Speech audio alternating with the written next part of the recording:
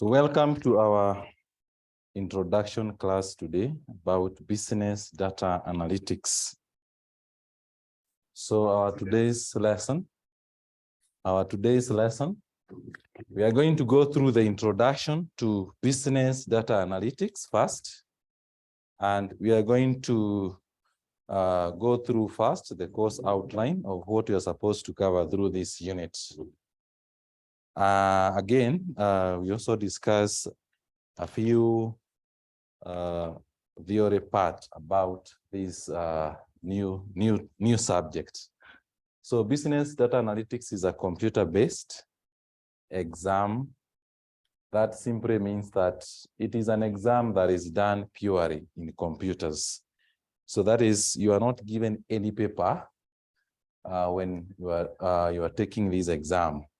So the exam is loaded on the examination portal. And once you log in to the portal, you access the exam, both the theory part and the practical part. So our today's lesson, first, we are going to see what is really required for you to do this paper. So number one, a candidate must be very proficient in computers. That is the use of technology. And this is something that I'm really encouraging students, especially those who are taking it online. It is very, very important to be very proficient. We are not sure how your capability on how you handle computers. That one you are not very sure as compared to physical classes, where sometimes we can at least notice some errors that students are taking or are doing, and you are able to help them. So if you can really make to come or to attend a class, one physical class, at least one, then it will be very, very good for you so that we can actually know whether you are really in the right track. So this unit is divided into two parts. Part number one is the theory part. And this theory part involves first the introduction to Excel, which Excel is one of the tools that is used in data analysis. So the Excel, the normal program Excel you have been using, probably you have used this program in a number of places. But now, the Excel that is tested here is the advanced level of Excel, because we are going to see how you use this, or you process, you analyze data using the advanced tools in Excel. So the Excel that you are supposed to have, at least you're supposed to have version 2010 and above, and if possible, at least 20 from 2013 and above, because these are the version that has now the tools that you really need when you are doing this analysis. So we will see the weaknesses of the lower version as compared to the higher version. So the first part is all about the introduction to Excel. We're also going to discuss about introduction to data analytics. That is something that we are going to do today. To this, we see what is data analytics, why data analytics, and why data analytics is used. So that is the first part. And the first section, the second section, these are sections that are tested theory. That is section 1 and chapter 2. Those are the theory part that are tested in this exam. Every content in those two chapters, that is starting from the introduction to Excel, introduction to data analytics, the big data and the data analysis, the concept of tools for data analysis and data visualization. Those are the concepts that are tested in the theory part. So that is when I'm referring to theory part, I can show you here using one of those papers that has been done. The section A of this paper, that is section 1, it has questions from question 1 up to 20. And these questions are theory with the multiple choices. And that is what section 1 and section 2 is all about. That is the theory part, the theory section of this part. Then The practical part start from chapter 3.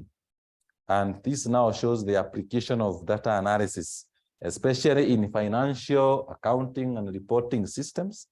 That is what you did previously in your previous sections.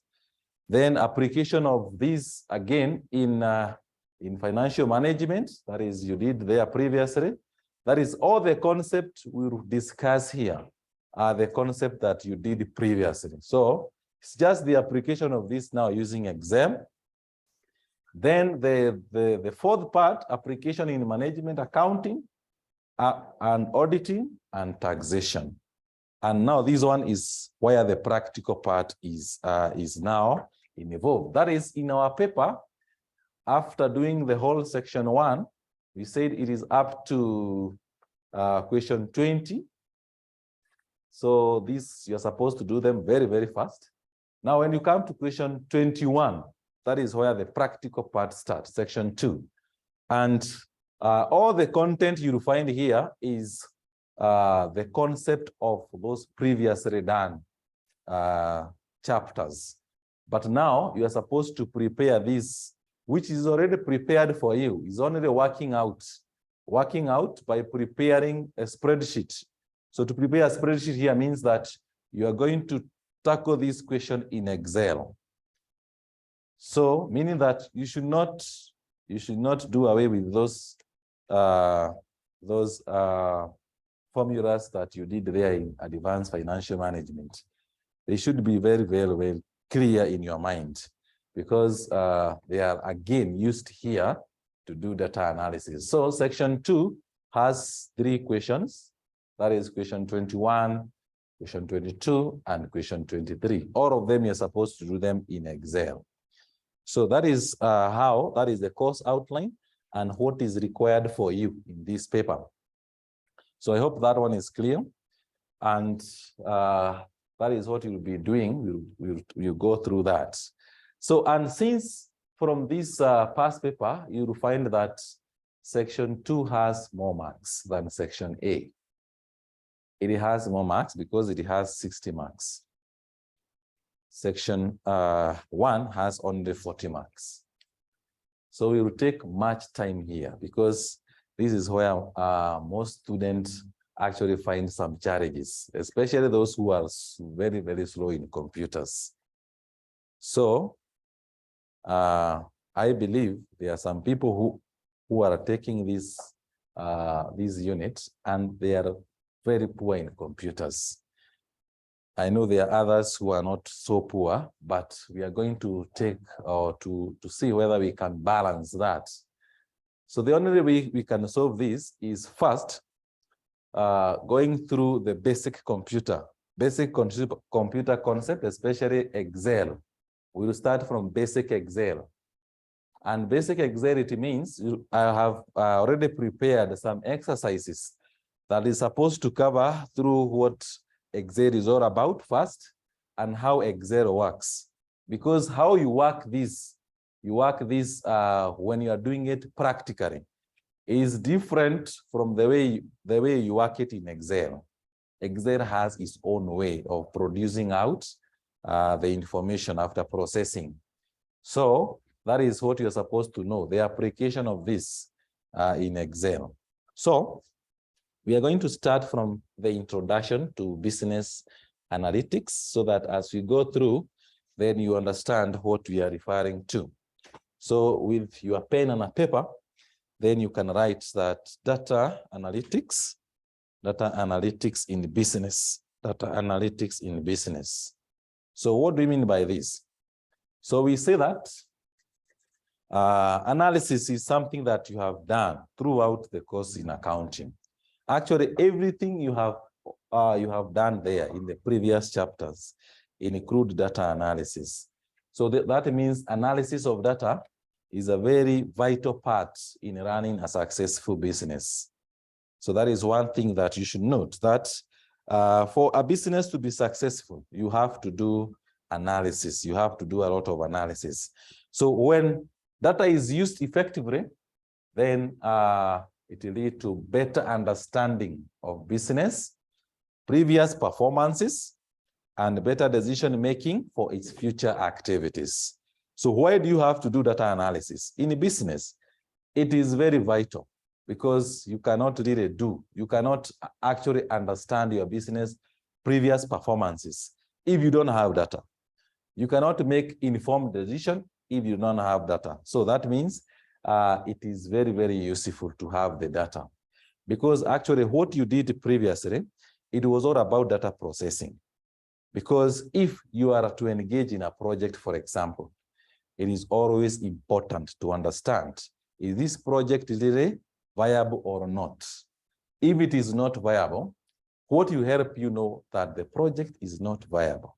You have to do data analysis. And once you do this, then you can engage to a project. So then we say that data analytics is that practice of examining data, the practice of examining data, so that you can answer the questions, you can identify the trends, you can extract insights. That is what data analytics is all about. That practice of examining the data so that you'll be able to understand your business in a deeper perspective. So when this data analytics is done in business, then it is often referred to as business analytics. And that's why our course is referred to as business and data analytics, because we do both business and general data analytics. So business analytics then is that process of using those quantitative methods to derive the meaning and make informed decisions. So that is the whole concept about data analytics is all about. So data analytics is normally done with so many tools. We have so many tools, and actually the examiner or CASNEP, they have actually given those tools. If you check on the course outline, there's somewhere they have highlighted the tools that we use in data analytics. It's not only Excel. We have other powerful tools that you can also use, which include the Power BI, the Tableau, the Microsoft Strategy. These are softwares that has ever since being used to do data analysis. That is, when you have big volume of data, you can engage these products and they will help you to analyze the data. They help you to visualize the data and gives out clear information that is necessary for decision making. So some of the tools that we use to do data analysis. So with that, Excel is one of them. Excel is readily available. That way it is even preferred here because it is readily available and it is actually in most organizations. So in data analysis, then there are four primary methods. Four primary methods of data analytics. We can say these are methods of data analytics or business analytics. The four of these, we have descriptive data analytics, diagnostic data analytics, prescriptive and predictive and prescriptive. So when you talk of descriptive analytics, then we are referring to what? Descriptive analytics, this is the simplest. It is the simplest form of analytics, and it is the foundation in which all the others are built on. That is, you always start from here. They follow in that order, that once you have to know what happened that the business made loss, what happened that the business made profit. That is, this tries to answer that question, that what happened. When you are running this analysis, it will help you to summarize all the past data and give out information that will help you understand what is happening in your business. So that means you do what? You interpret the historical data so that you can identify the trends and the patterns. So, and descriptive analysis, with all the tools that you use in descriptive analysis, include the simple functions like the running of average, that is central tendency. You did this one in QA. We have the measure of dispersion, the measure of skewness. All these will help you to identify these trends. It will help you to understand the current situation of your business. So that is the first form of data analytics. The second one is diagnostic analytics. And this diagnostic analytics, this normally addresses the next logical question. That is, why did this happen? So that once you know what happened, then you have to ask yourself, why did it happen? And to answer this question, then you have to run this diagnostic analysis. That is to cross-check your data and you understand why a particular reason happened. So if you made profit, then it is important to scrutinize the data and know and you identify why or which aspect of business you did so that you make those profits. So it is important to understand. And we have various tools that you use. You have done those tools there previously that will help you to understand why a specific thing happened. So this question or this data analytics analyzes the next, or it helps to analyze the business step further because it will help you to compare the coexisting trends and movements to uncover correlation between variables and determine whether there is any relationship and whether there is a possible relationship. So that is the diagnostic analysis. Now, practically, we will be extracting those tools from different aspects, starting from what you did in QA, what you did in financial management, what you did even in advanced financial management. And from there, we will just identify certain tools that will help us do this analysis. So, and the third analytical tool is predictive analysis. This predictive analysis is normally used to forecast for future outcome. Forecast for future outcome. That is, we can say that the predictive analysis, this is normally used to make prediction about the future trends or events. And it helps to answer the question, what might happen in future? What might happen in future? So by analyzing the historical data, then industries and with industry trend, then you can make informed predictions about what the future holds in your company. So, and again, we'll find several tools that will help us do this. So before you proceed, now, when you are using Excel, I hope you have Excel there. And we said because our today's lesson was theory, the next class, our setting will be different. So we will have an interactive session where we will do it via Zoom. We will have to use the team viewer if possible. And you need to download other softwares like AnyDesk so that in case you have a problem, we can already have an assistant. You can connect through to your machine and help to troubleshoot in case of a problem. So the Excel you are having, is important to log in to the Zoom, the link you are given using your mobile phone. I would prefer that you log in using your mobile phone, not your computer. Then you use your computer to do the working. So that is the easiest way. For the online student, it will be better that way.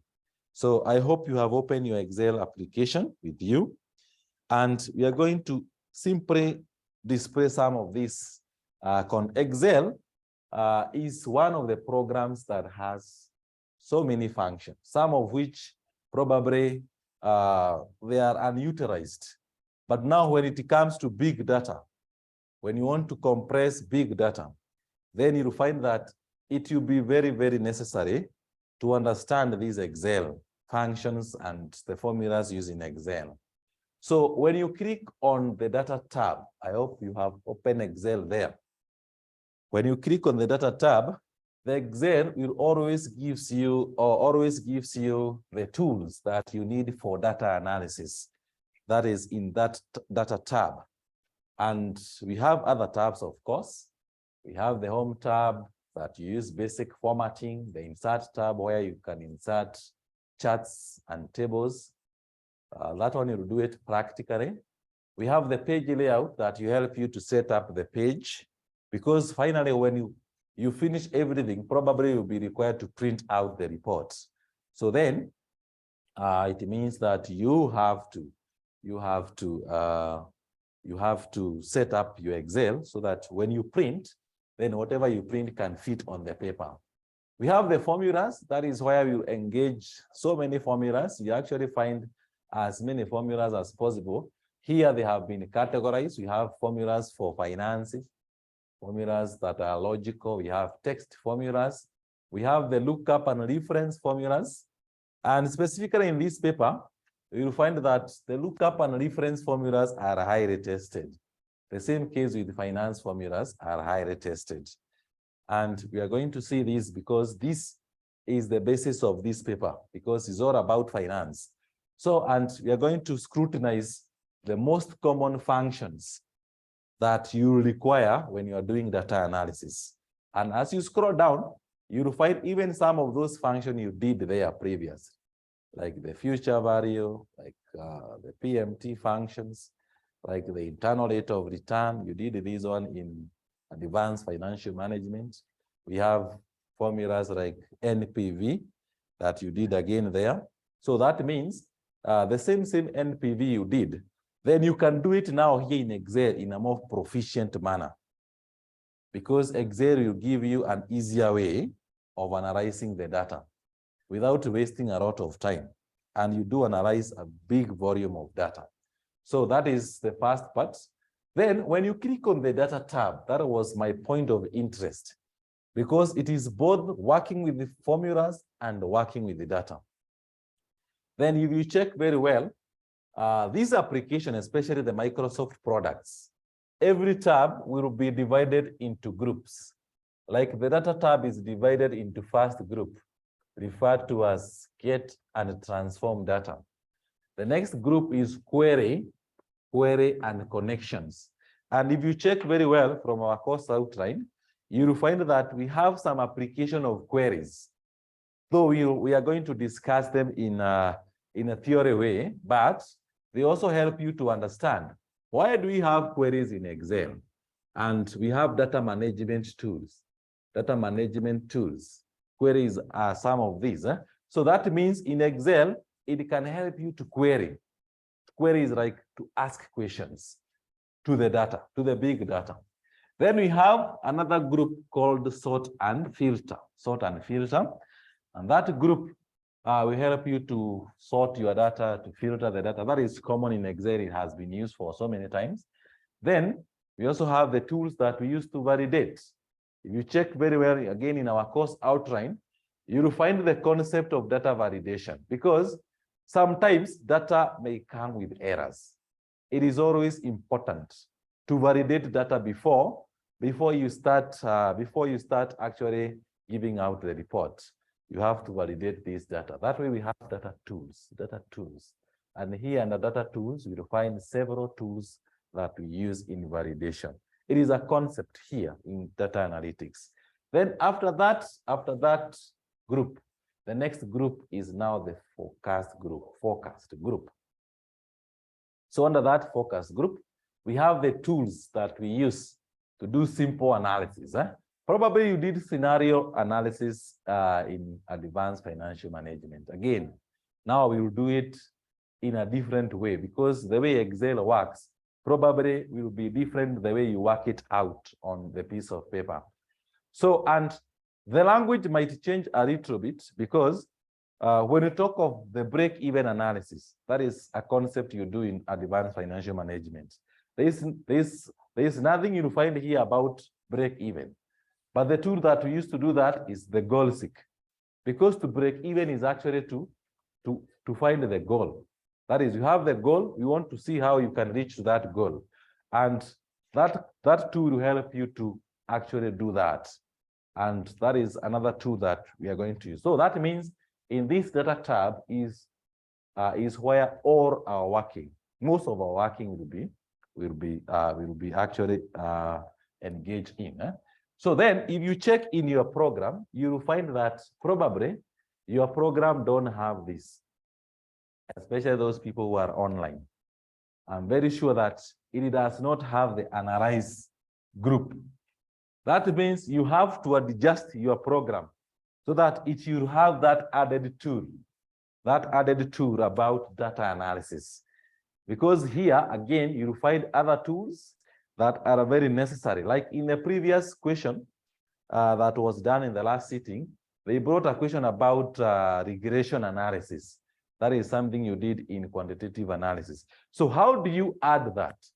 So to add this, it's very easy because first you have to adjust your Excel program.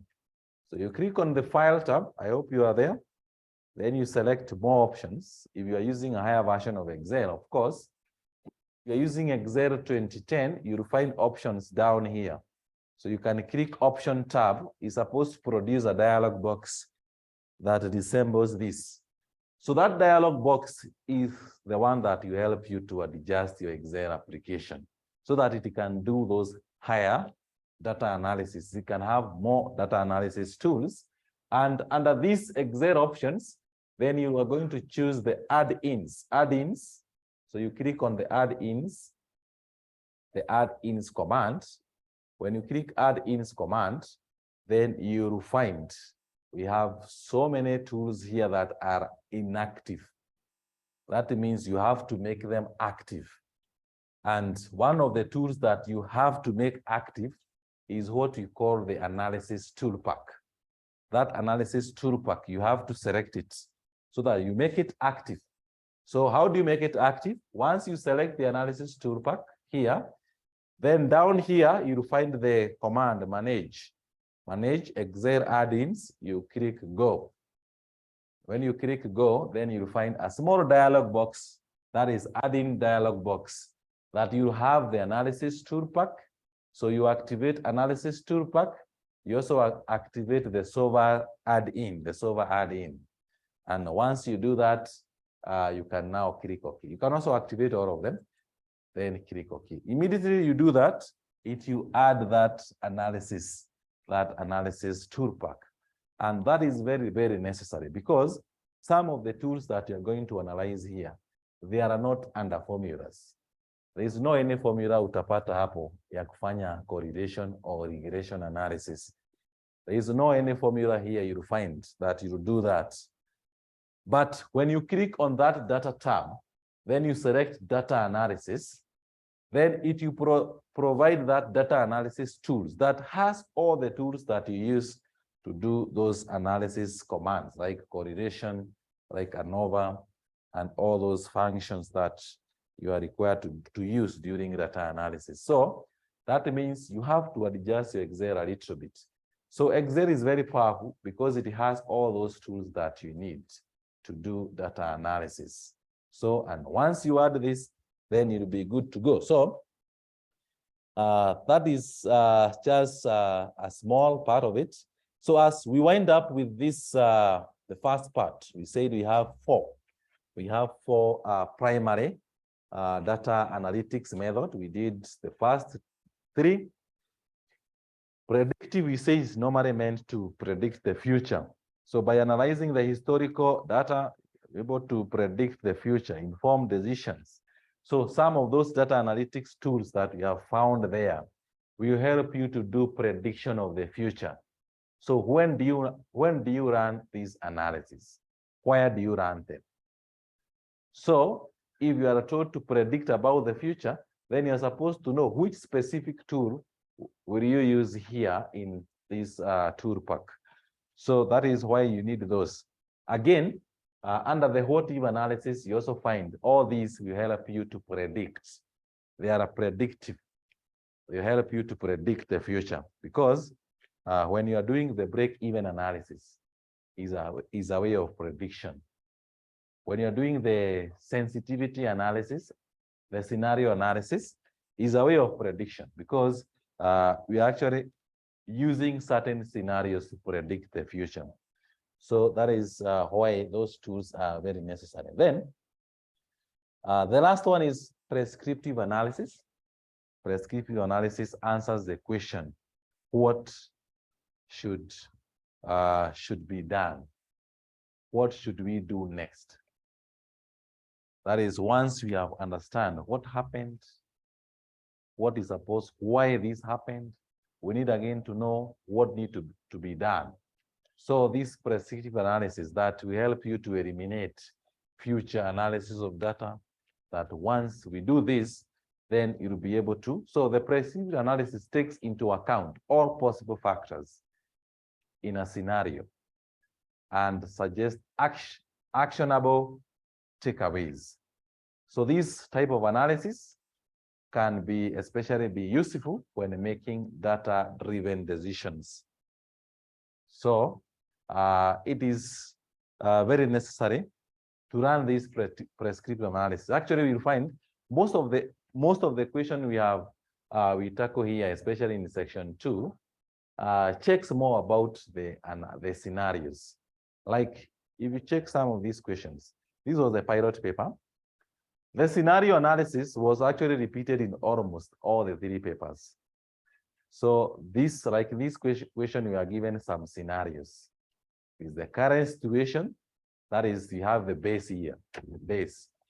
We are given the base. Then after the base, we are given the 3 scenarios.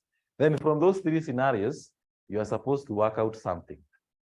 That was the first question. Then when you move to the next question again, you will find after running this, that was the last question, you are again given other scenarios in the last question. That is, after working out with all of these, then you are given 3 scenarios again. That is, you are given this. This is what is happening now. It is currently what is there. What if the 3 scenarios existed? What will happen? You're supposed to present that now in Excel.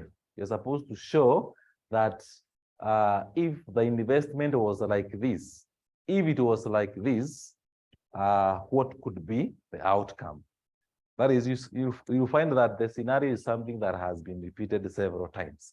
So, and it is actually applied in all those questions that you're going to do. The 2 papers that has been done actually tested the same thing.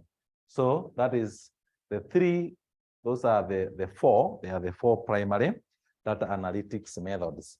So you have those primary methods. Sometimes you'll find that in the theory paper, they also ask the same, but not in a theory way.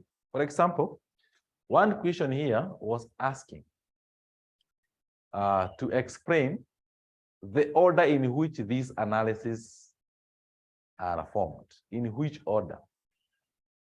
In which order?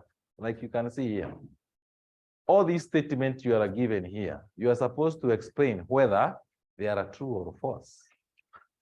Is descriptive like this? You say whether it is true or false. Is prescriptive like this? Then you say whether it is true or false. That means you are supposed to master this analysis about what, another analysis about what, so that you'll be able to tackle some questions like this. Sometimes you can also be told to rank them. How do you rank them? We say that you cannot start with predictive. You have to start with descriptive analysis, because we say this is actually, it is actually where all other analyses are based on. You have to know what happened first before you discuss why it happened.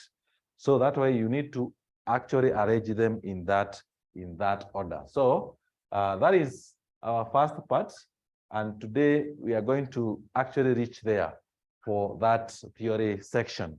So the next part we discuss about the theory about big data. That will be in our next lesson. So we'll be breaking our lesson into 2 parts, so that we'll be able to cover the syllabus. So the first part will be the theory, tunaanza na theory for like 30 minutes. Then the other remaining time tunafanya practical. So because practical is actually very necessary here. So, and the practical that you're going to do is the first part that we found here in our course outline, the introduction to Excel. So we are going to actually go through this, and it will help us that in our next lesson now we'll do it practically, and we'll be now working on worksheets. So kwa hivyo in the book, in front, utaandikia the theory part, at the back, the practical part. So tutazidivide hivyo.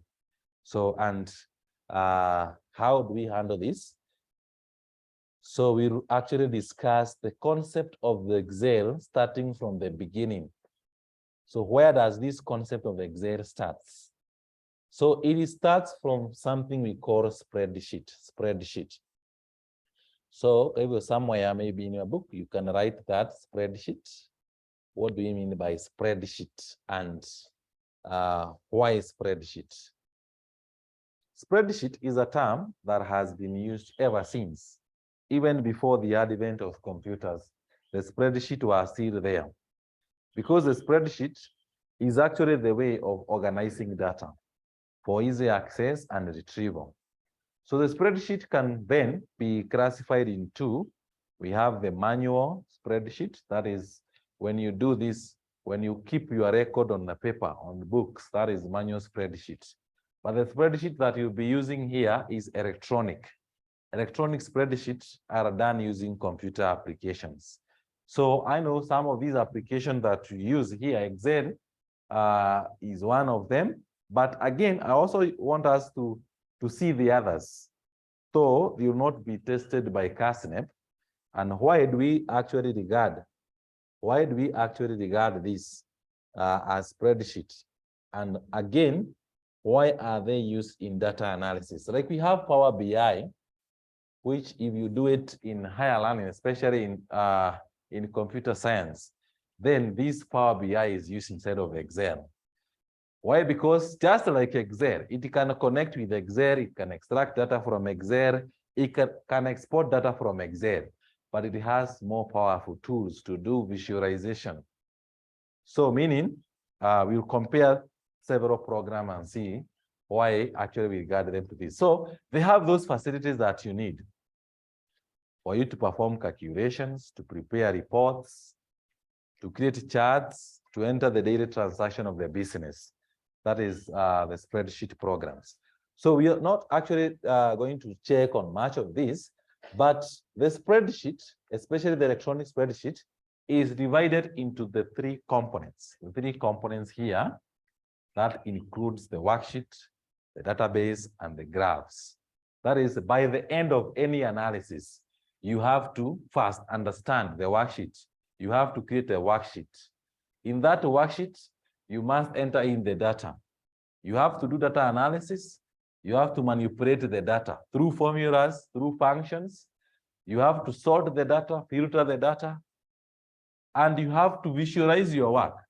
Visualization is that concept of converting that data that is in form of text, in form of numbers, into a form that is easy to understand. That is by forming the graphs. So that is the three components. That is by the end of actually in these questions, that is what you do. You download a worksheet. CASNEP will actually prepare this worksheet for you. So that one you should be guaranteed that you're not going to type this data. The data is already typed for you. This data is already prepared in the worksheet, the same way it is here on this paper. So your work is to extract whatever you are given from this set. So extracting what? What you are told to extract. So if you are told to do what? Prepare a worksheet showing what? That forecast statement of profit for the next 3 years. You don't interfere with this set. But below this set, you extract. How do you extract? You have to use Excel power to extract that data. Not to type again. When you are typing again, it shows that you never attended the class. Because Excel has a way of extracting that data from above there and now bringing it down where you want it, either in another worksheet or on the same worksheet, but below that.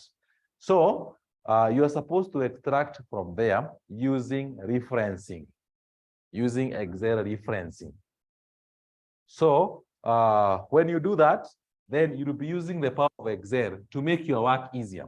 Because when you do the first year, for example, because you are told for the 3 years, then the other years you just copy down. It makes your work so easy. You just prepare for the first year. Then all the other years, Excel will just do it for you. So, and that is why you're supposed to, how you're supposed to present your work. So when you're using the worksheet, then if you understand well how to work with the worksheet, then it will be easier for you. So the worksheet is divided into rows and columns. That is a concept that probably you are aware of. I know some people are actually seeing it probably for the first time. It is important to understand that this Excel application that we are using here, the concept of Excel is actually narrowed down to these columns and to these rows. Without those, we don't have Excel. Excel, the power of Excel was actually engaged on that. Columns are labeled using alphabets, as you can see here, and rows are labeled using numbers. So that is the rows and the columns. Then sometimes when you're working with the columns, then that way I was saying that it is important that sometimes if you get time for those online students, it is always important to attend at least one physical class for a while. Because I found some problems with students. A student don't know how to adjust the column win. A simple activity, you don't know how to do that. And that one now becomes a problem because exam is about speed. And I'm very sure, and telling you this one for free, that if you are very slow, especially in handling these computers, then it will be very hard for you. Very, very hard. Indeed, that one is given for free because I've engaged with most students and some of them were very open that they only did the theory part. They never even attended any practical part. Time imeisha. So this is the paper that you can even know whether you may pass ama uja pass, because kama umefanya tu section A peke yake, that is not a pass. Actually, it's not a pass because that is 40 marks and you're not guaranteed that those 40 marks you have got it. So what does it mean then? Some activities you do here, you don't have to engage the mouse so much. Sometimes there are so those activities that you can actually do with the keyboard. And this one we can only detect when we see you do it. When you see it, you do it, then we can understand how we can help you do it better. So to adjust the column win can be done in two ways, either through dragging or you can highlight these cells. Maybe you are told that this worksheet is supposed to occupy a small part. Then you're supposed to compress it. So you can select several cells. Then under the home tab where you find all these tools, the tools, clipboard, the font, the alignment, the numbers. Then we have format that can help you to adjust the column win, several of them at once. So you can compress, say like you want this column win to be 8, all of them, and it makes your column, it condenses those columns. So that means you don't have to go do it one after the other. That is wasting time.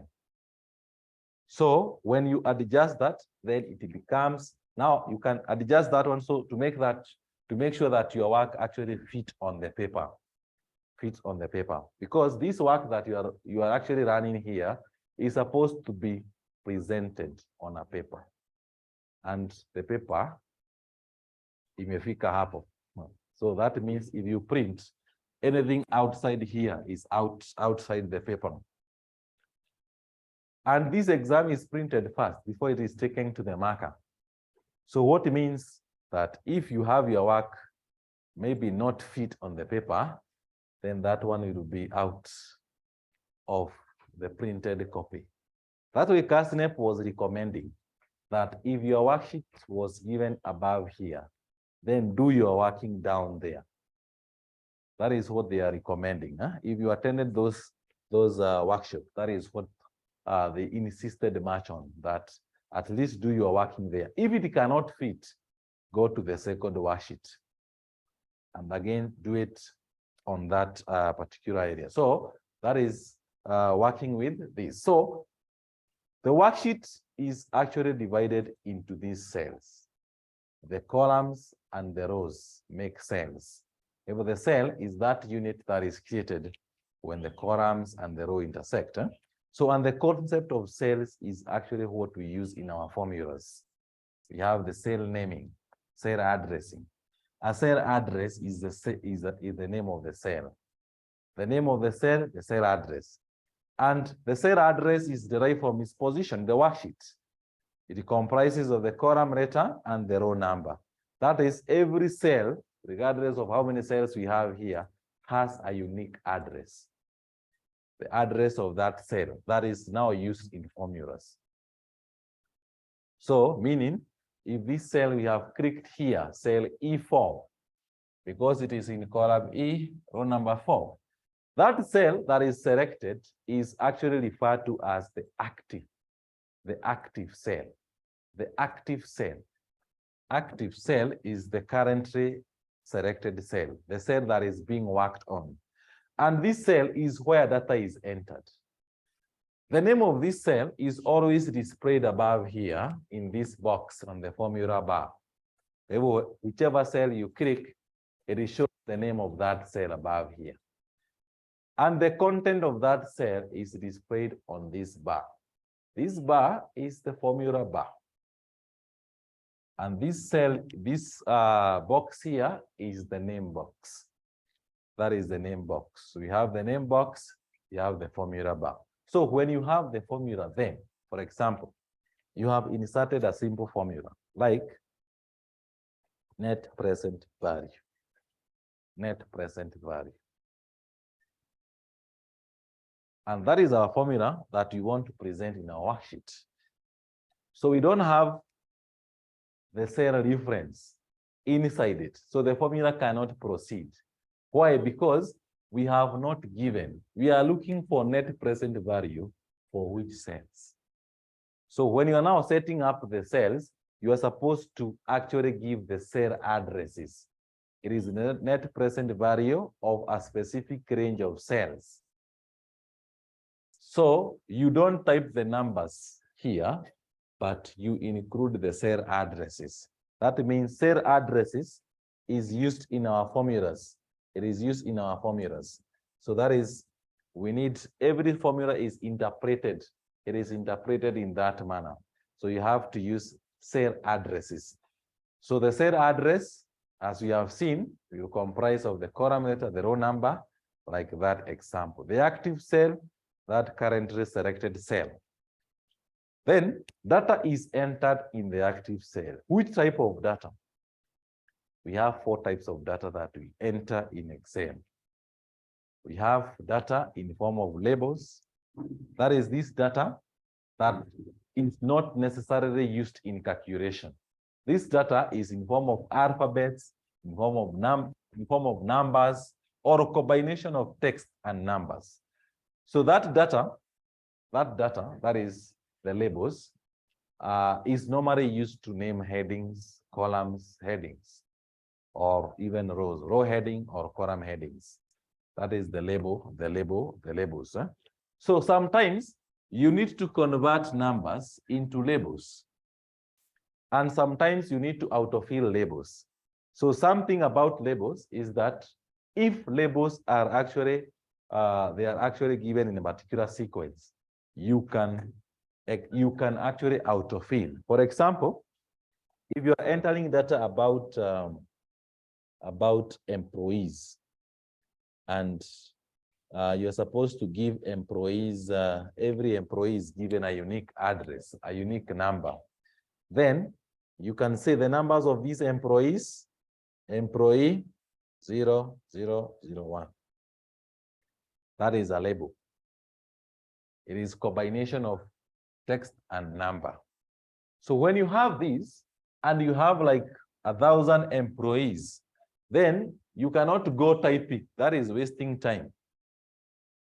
So you just need to click on that cell that has that label. Then from the corner of this cell, notice that you can highlight this cell from the center and drag. Or you can click this cell, and from the corner here, you can autofill. One advantage of using labels is that the labels can autofill. And this one makes your work easier. Autofilling does not only involve such numbers. Even some data that moves in a particular sequence. For example, the months in a year. You just need to type the first month, and then from there, you can autofill. Excel automatically fills this for you. So it makes your work easier when you are working with such data. So that is, most labels have a way of autofilling them. They have a way of autofilling. If you are typing the days, again, you just need to type the first day and you autofill, and Excel automatically fill the rest. So that makes your work more easier. And we talk of the shortcuts, not only the keyboard shortcuts. We have so many shortcuts that you can use in Excel that help you to enter data very fast and to process data very fast. But now, sometimes we are supposed to use numbers as labels, because we have said that labels comes in form of what? Alphabets, alphanumerics. Alphanumerics is like this form, which is combination of text and number. But sometimes you also need to use numerics, and these numerics are supposed to be used as labels. So one thing that you should not assume, Excel will not actually understand something like this. I want to use just a simple example, that here you are given data about sales. Probably these are sales for specific years. And here you have the years. Say like you have from 2015. I wish you can type that. So Excel will not autofill numbers. It will never autofill numbers unless you do something to make it autofill numbers. That is, if you do like the same way we did there, now you click here and drag, it will repeat that number. It will not actually increment. Why? Because you have not told it to increment. So if you want that number to increment, we have various ways of making the number to increment. Number one, you can write the next number in the sequence. Say like the next number is 2016. Then you can type there 2016. And you select the two cells. And now from there, you can increment those two cells. That is one way of incrementing the cell.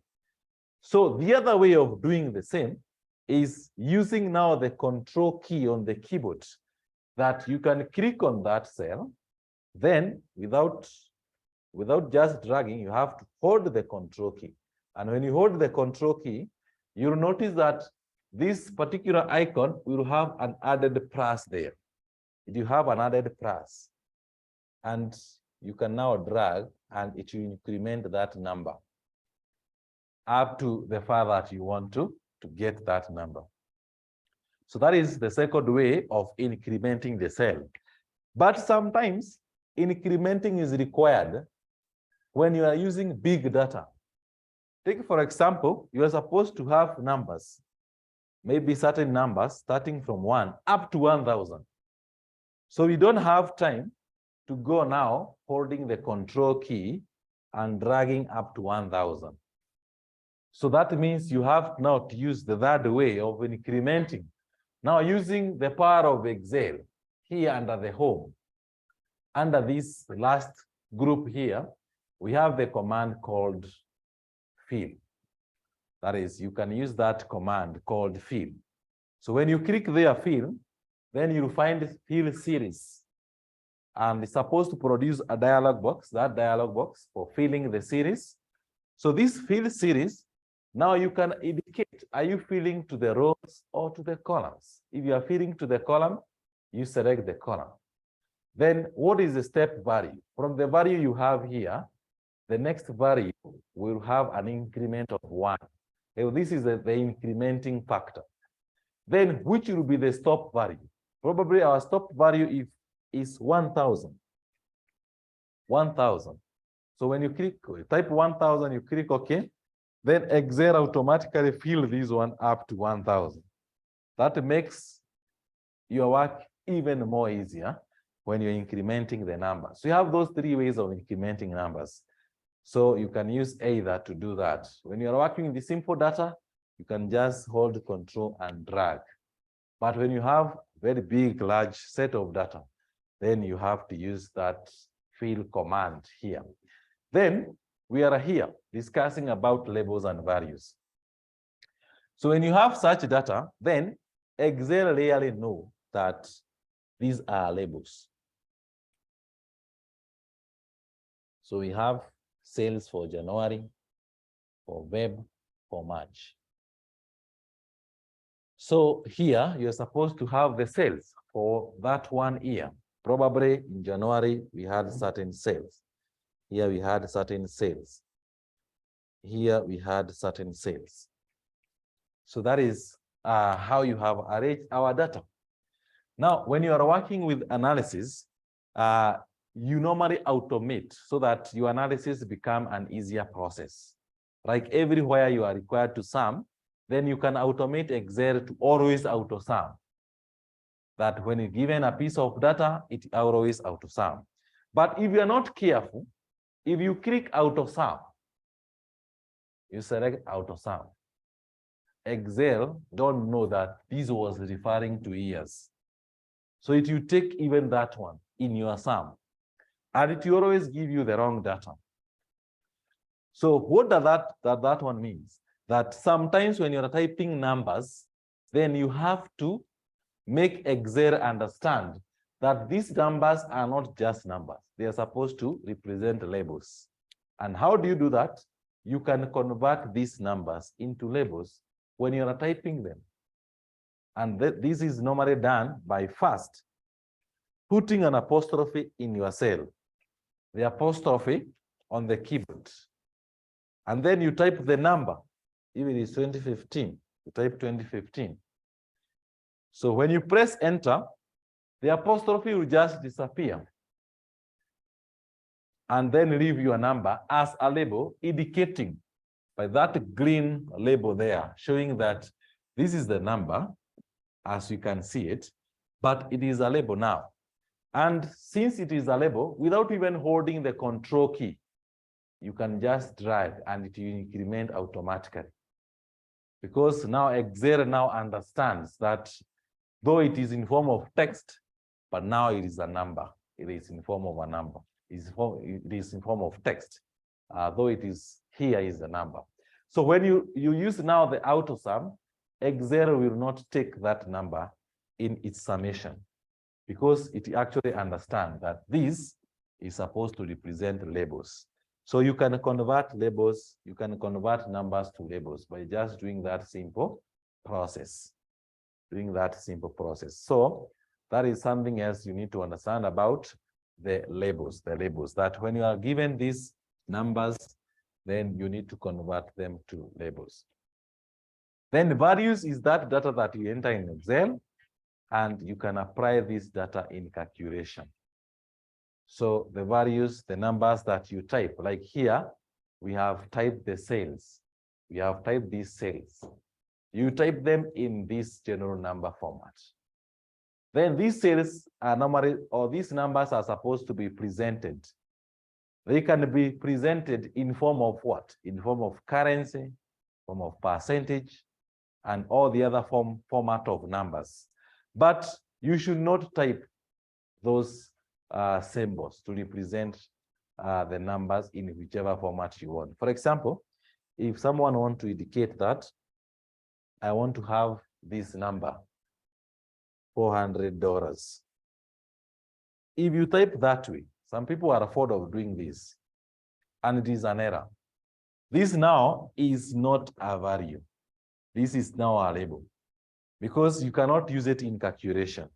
When you type that $sign, automatically, you have converted that number into a label.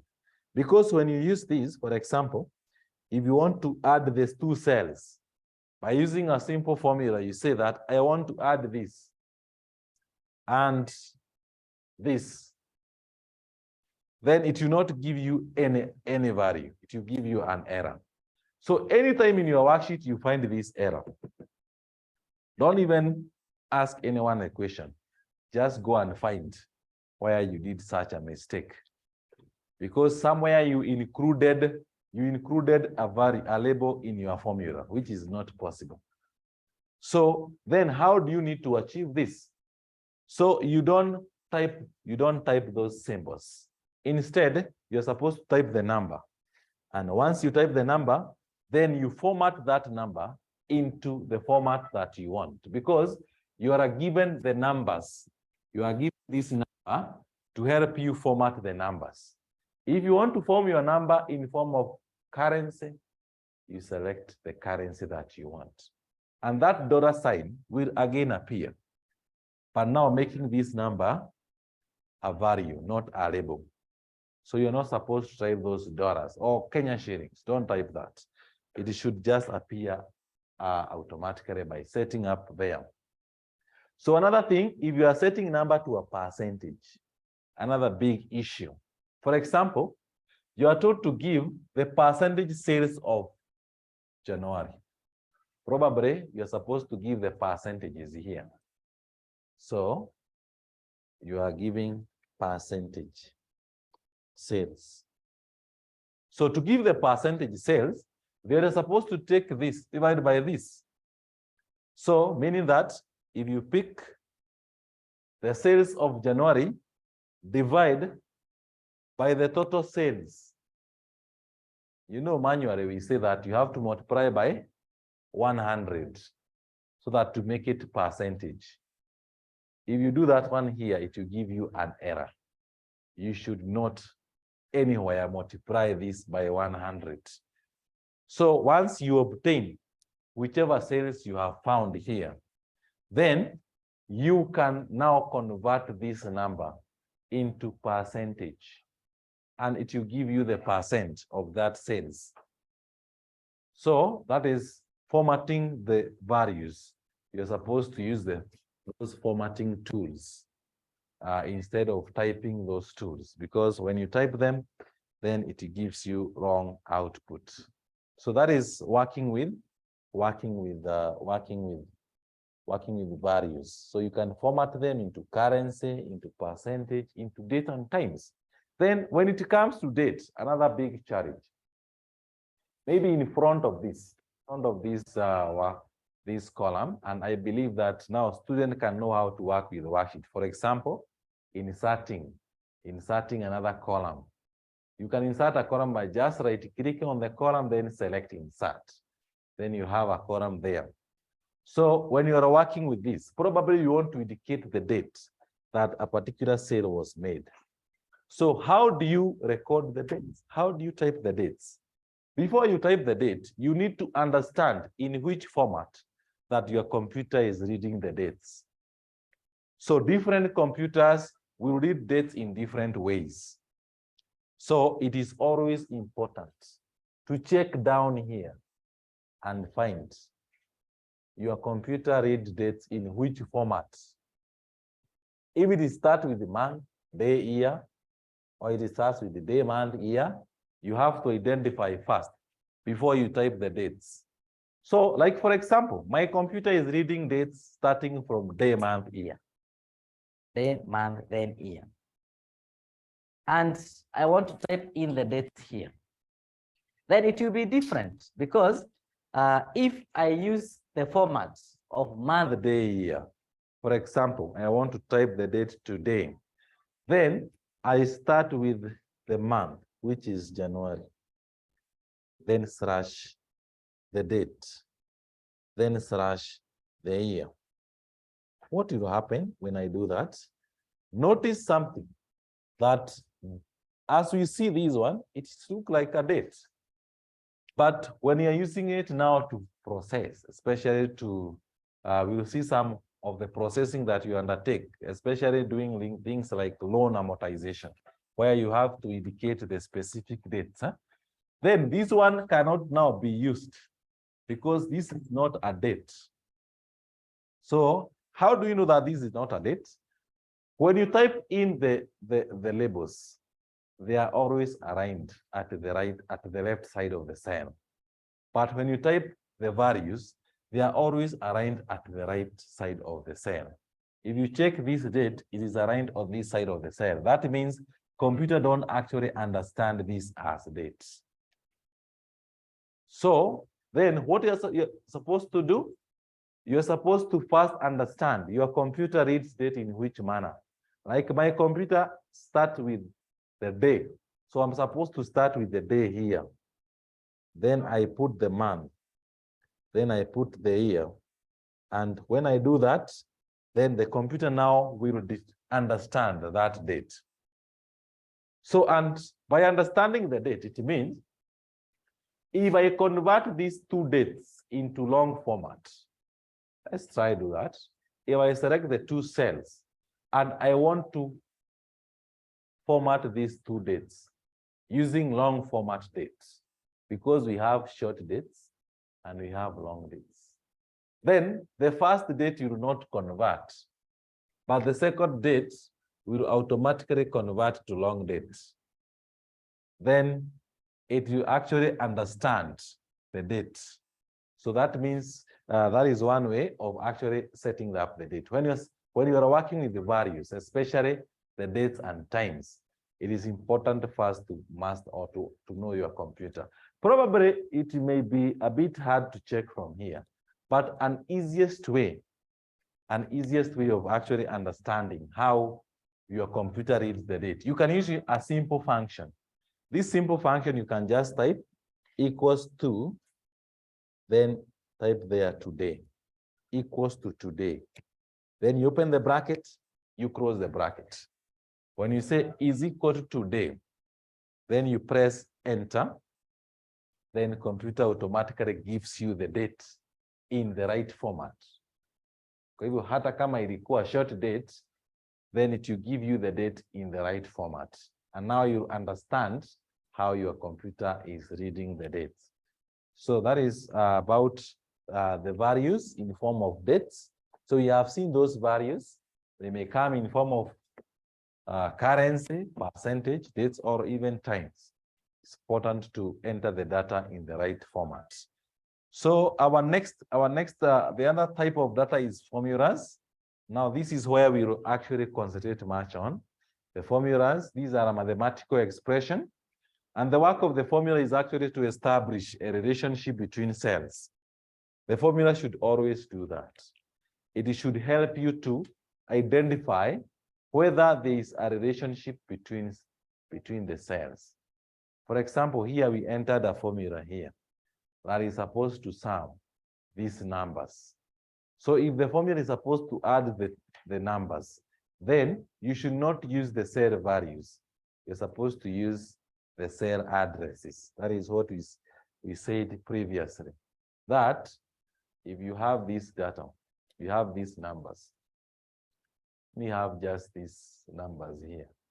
And you're supposed to get the sum of these two numbers. If you put a formula, say that I want to add 345 by 5678. Those are the numbers that you can see above here. This is a formula, yes, but it has not established the relationship between the two cells. That means the change of one of these cells will not change your formula. It will not change your answer. So this is something that sometimes is very, very common, especially when you start working with the big data. The student ameona that niki-involve the formula, it will give me the wrong answer. Then he does input the numbers manually. And that one, I found it there. It was actually so common. Then what the examiner will do is just to click on the cell where the answer is supposed to be. So probably I can show you this one, maybe using one of the question paper, solutions of one of the question paper that was done. And then you can actually understand what we are reading. Yes.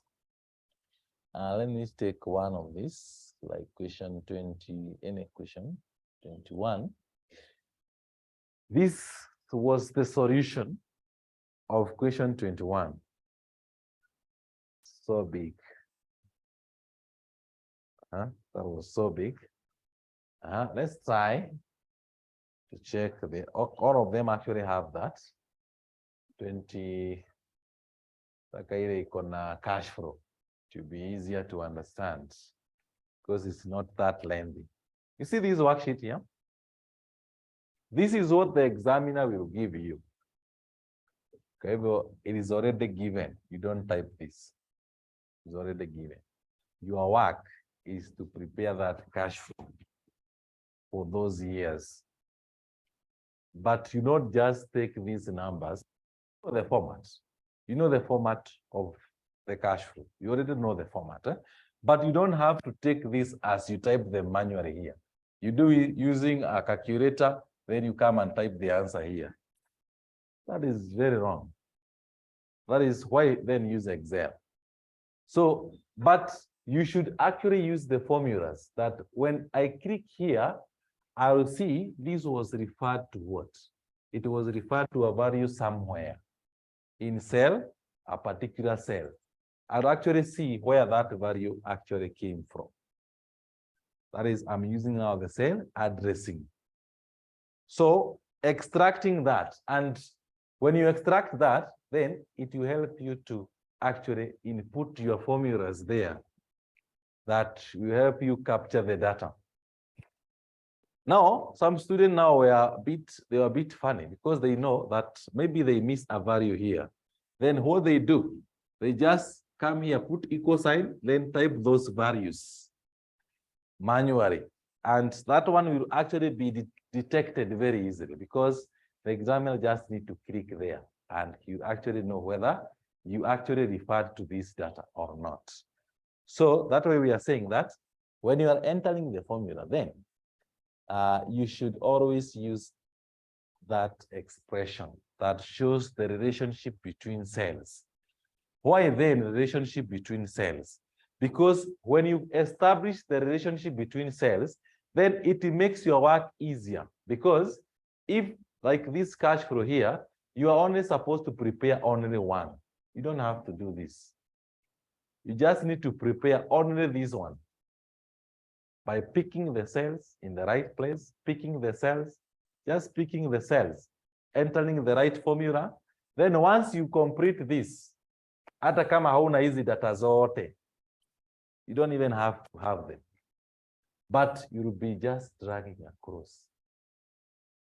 The computer automatically picks on the other side because the data was provided. But this is only when you present the right formula. When you present the right formula, that once you have the formula, just need to copy the data across. You click the data, you copy across. It you pick on the other side. If 800 was here, then automatically to know the other one is here. It you pick from here. And it makes your work very, very easy. You can imagine if you are doing it manually, it will take you a whole century working on the other one. But when you're doing this way, it becomes so easy. Why? Because of this, you are calling the formula. It's supposed to establish that relationship between cells. And this one, you have to do it through using these features of a formula that you should always start with an equal sign. The formula should have these operators. Use the cell addresses, not numbers, not the cell values. Sometimes we also use these signs on the keyboard. The greater than sign, the less than, the equal to, greater than or equal to, and not equal to sign. We use those values too. So, and we also use the cell referencing techniques. So, in our next lesson, we'll actually discuss more about references. And this one now will work with the data. And how do we work with this data? We said we want to bring everyone on board, whether you are proficient or not. And the only way to do this is starting from the basic parts. So how do we handle this? I want to show you a simple outline that you will be using to help you actually start from them, from the lowest, then advance even to the advanced level of Excel. So I've prepared this outline. And the work of this outline is actually, I've used 12 exercises. This exercise, every exercise has what it covers. So now considering there are those people who are very poor in Excel, and they have to know how to do these simple tasks. So do you know how to rename worksheets? How to insert, delete rows, change column wins, merge cells, format cells, kama ni kuformat font alignment, text wrapping, auto-filling of numbers. So that first exercise will help us to capture all that. So that is the first part. Then the next exercise will help us now to learn more about formulas. How do you enter in the formulas? So, and once you do that, then you'll be able to know whether a student is comfortable with that. Yes, before we proceed to the advanced level. Then the other one is working with functions. We said Excel has so many functions. Actually, the fourth type of data, that is the function. These are inbuilt formulas. They're already in Excel. We have classified them here. We have those that we use in statistics. We have those that we use in finance. We have other logical functions that we use to do the logical analysis, like the if function, the sum if, the count if. So, and this exercise will help us to capture those common functions. Then, the exercise 4 will help us to work with the percentages. That is when you are given data in the form of percentages. Exercise 5, working with what if analysis, if the if functions, applying the auto format, the count if, inserting charts, working with absolute referencing. That is very common. Actually, this is referred to so much, especially when you are working with the big data. Kama sasa hiyo, that there are some certain occasions where the absolute referencing is a must. Because in some cases, you'll be required to refer to a particular value, where all these formulas or a number of formulas are referring to one value. Now, when it reaches there, then you don't have other ways but to make that cell that is referred by all formulas absolute. So that is what the absolute referencing will be all about. Then about the lookup, the function, the VLOOKUP, the HLOOKUP, then the scenario analysis and what if analysis. So those 12 exercises, we are actually going to go through them before we go to the advanced level. Because these are not advanced, they are just the basic Excel. So, and for anyone to go to the advanced, at least these one have to be on your fingertips. Have to be on your fingertips. So as you go through this, we are going to check on those parts. So I believe maybe you'll be able to enter this data. Maybe just a small exercise. You can just try to have the first exercise. Just easy. Just try to enter that data. Try to have this data in your worksheet. Open a new workbook, then you can have that data. Just the way it appears, just to check on, to remind yourself on the workbooks.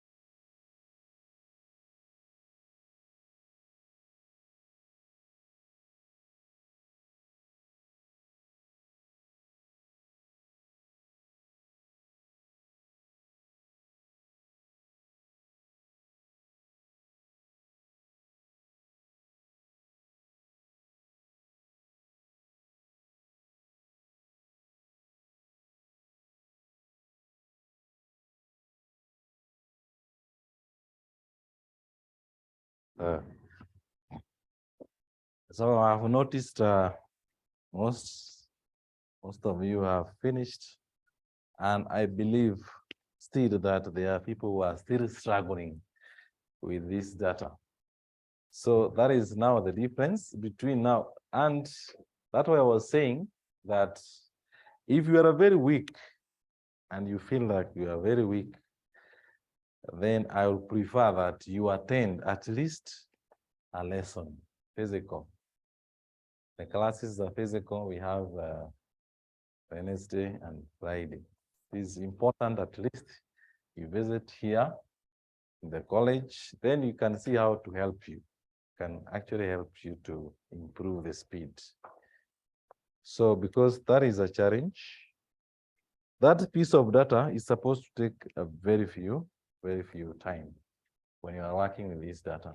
On our next class, that is on Saturday, our platform will be a bit different from what you have done today. I believe that whatever we are capturing right now, we're just taking the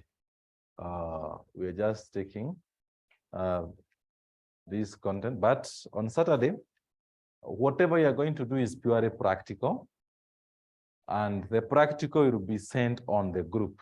That is, the question will be sent on the group. So you'll have them in advance before the class starts. So if you're able to print, it will be well and good. Then, if you're able to type them in advance, it will also be good. You not wait people to type because you don't have that time. I'll present the questions together with the typed data. So like Saturday, we can tackle like 3 or 4 questions. That data will be presented again on the group.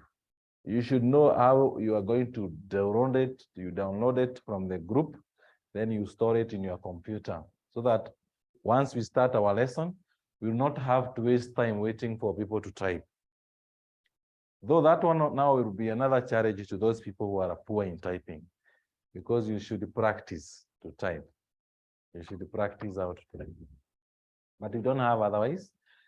We have to do that so that we save on time. So then the other thing, we'll have a platform of sending your results. However, once you finish, pale kwa Zoom, kuna way in which you can send back whatever you have done.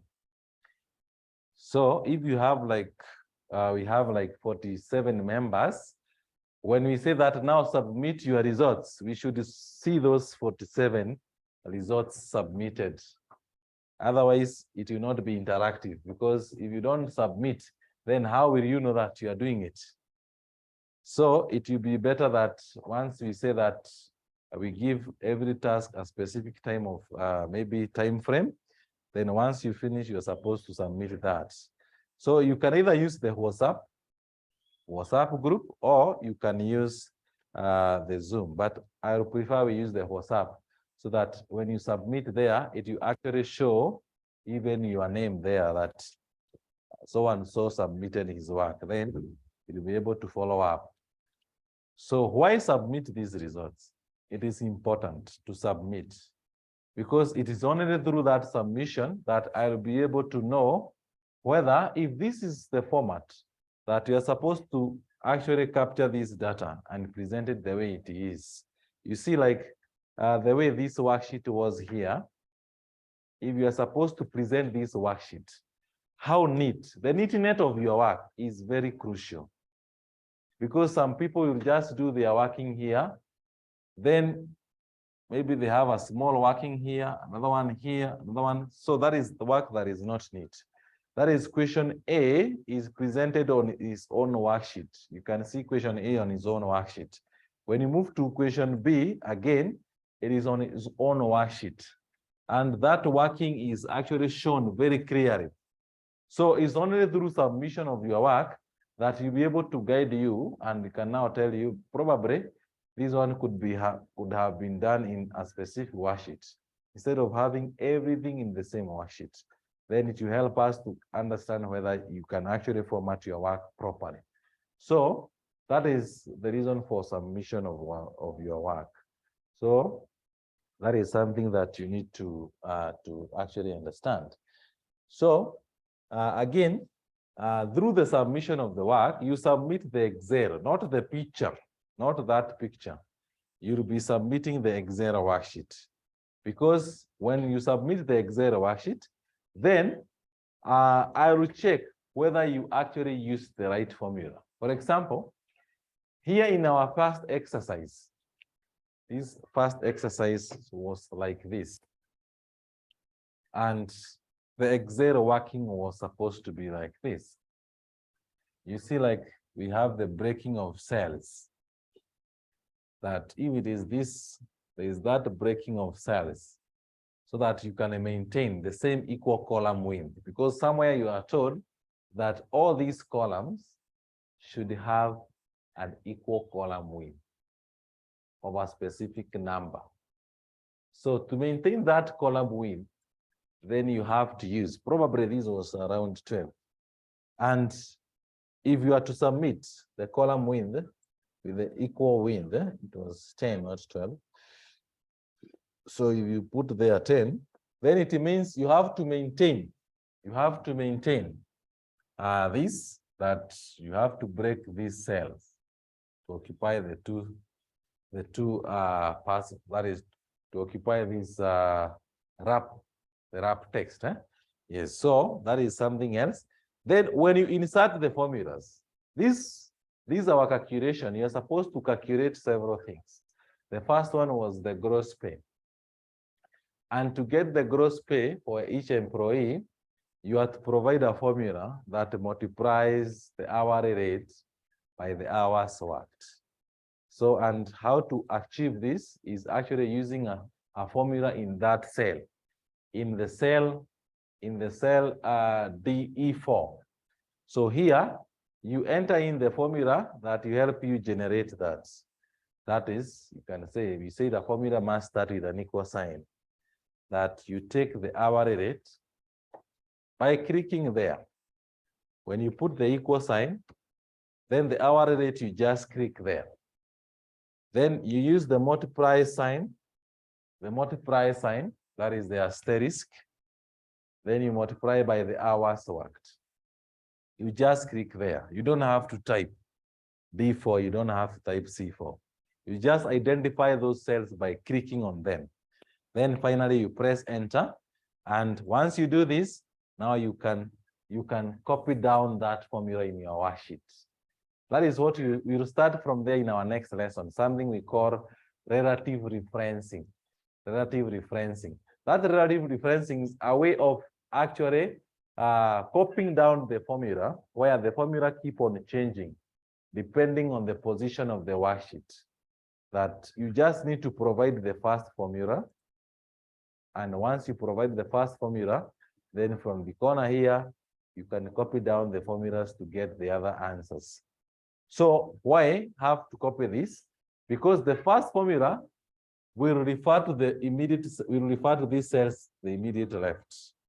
And the next formula again will refer to the immediate cells on the left.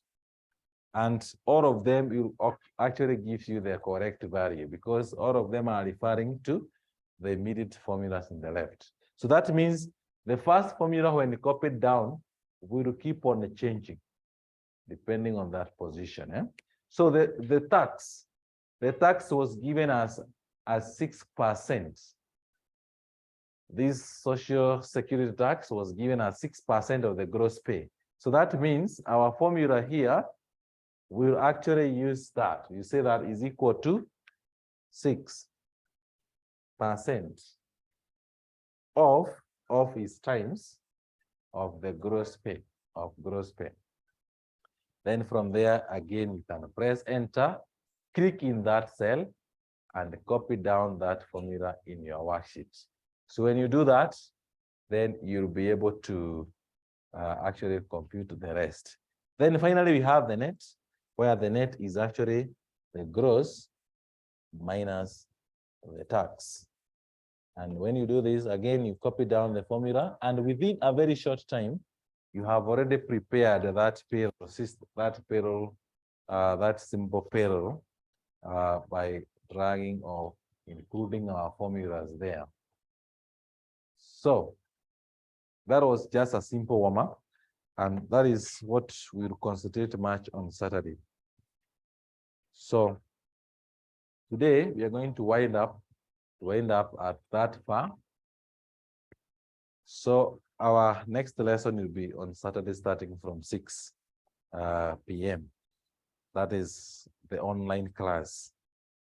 But tomorrow we will have the physical class, which we said that in case you feel like you really have problem with the practical part and you can get time to come here in the college, then we'll encourage that. You don't have to carry your laptop. We have enough computers here. So if you feel like it is risky to come with your machine, just come. We will provide the machine. So you need to, if you feel that maybe you cannot, where maybe you are very far and you cannot come here in college, then you need to have a software. This software called Team Viewer. You can download that Team Viewer. Team Viewer is actually, it is an open source software. So when you download the Team Viewer, then you'll be able to connect to your machine and we can help you one-on-one. But that cannot be done in class time. Probably when you are free, maybe you can connect. You can always connect and we check maybe whether we will be able to help you. But don't just sit there behind and umenyamaza tu, then you are just wondering what is happening. Because most of our classes will be practical. It is important. If you feel like it is, you have a challenge, then try both. Either you come to the physical class at least just once in a week, or if you are very far away, then download that software called Team Viewer, and you'll get time when you can connect. We can connect to your machine and help you where possible. So today we are going to wind up our lesson there. So see you on Saturday, that practical class. If you have a question, you can raise your question in the group, or you can just chat there Just write your chat there in the Zoom.